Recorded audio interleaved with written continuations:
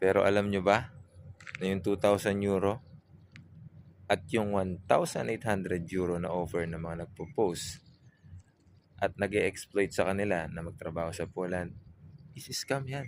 Hindi totoo yan. At ina-attract lang kayo niyan kasi alam nyo naman yung mga Pinoy nasisilaw sa offer ng mga ibang bansa dito sa Europa.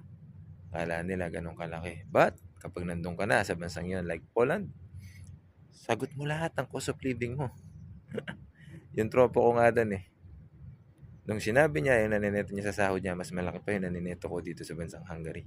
Hindi pa ako nag-iisip mag-compute kung paano mag-budget.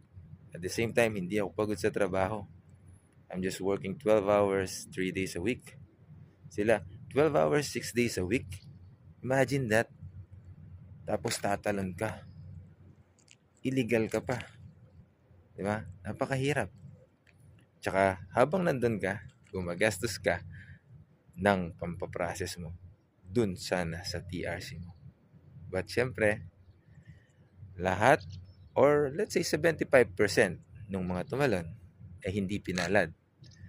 Tinatanong nyo lang naman kasi sa akin kung ano yung reason. Pero hindi nyo naman alam kung ano yung sitwasyon nila doon.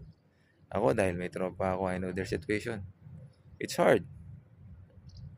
Pero kung ikaw, nagbabala kang pumunta ng Hungary para makapunta sa Poland, huwag kang masyadong maka-attract dun sa mga nakikita mo nagpo-post na sumasahod na malaki. Do your own research. Marami kang resources, bro. So, good luck and ingat. God bless the journey kung saan ka mang bansa nag-a-apply. And if ever you are planning to work here in Hungary, see you soon.